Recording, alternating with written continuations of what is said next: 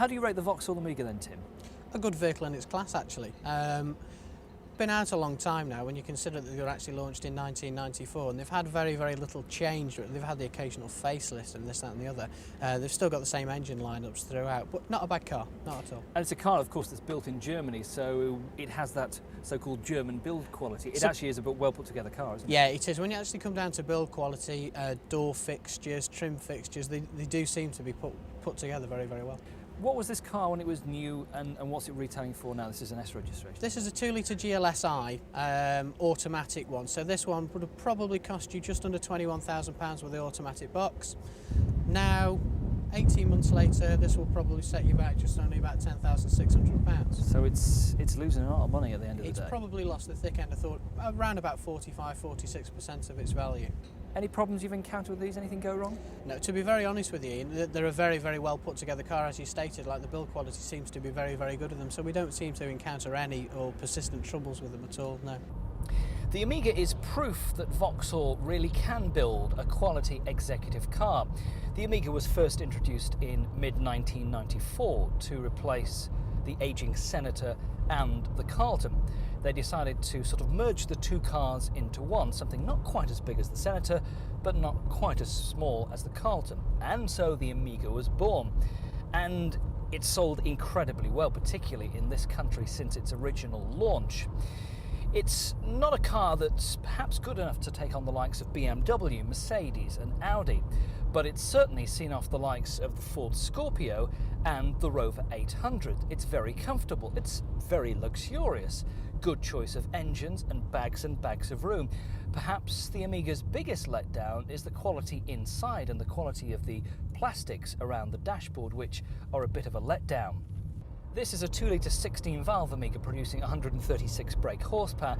Now, if anything, the 2 litre engines are a little bit harsh and a bit coarse. There's also an 8 valve 2 litre engine, which is even less powerful than this. But the pick of the engines in the Omega range would be the 2.5 V6 with 168 brake horsepower, or certainly the 3 litre V6, which comes in Elite or MV6 form, with a 210 brake horsepower engine. It really is a stormer of a car. Now, all of the engines in the Omega range are very good, very economical for such a big car.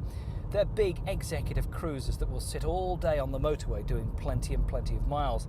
And if you're looking around on the used market for an Omega, you will find some with very high mileages.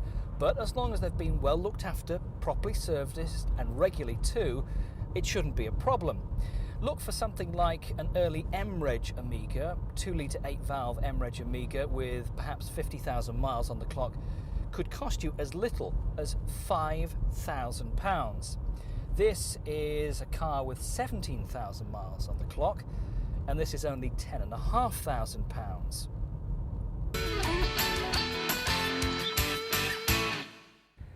So what about space-wise for passengers in the back of the Rover 800? Well, as you can see, it really is quite literally a limousine. I mean, it's just so comfortable back here. You can just imagine being chauffeured about as a government minister or something. Very, very nice and very smart indeed. And boot space, again, very, very big boot and a CD auto changer as standard on the Sterling. Moving on to the Omega, maybe not quite as much space in the back of the Omega, although having said that, it's not bad at all. There's a good deal of legroom, plenty of space for 5 adults back here, and the boot on the Omega is again very, very big, if anything slightly bigger than the 800s.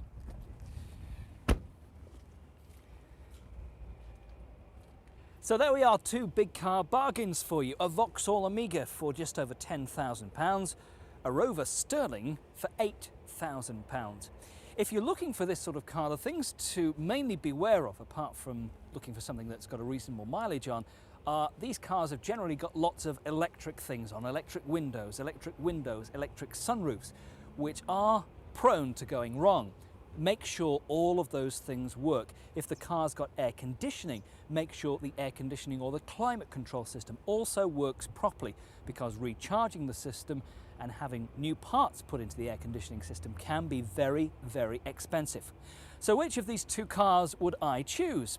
Well, the Omega is perhaps the better car to drive over the Rover, But for £8,000 for this sterling, well, it has to be the car for me to drive home tonight, I'm afraid.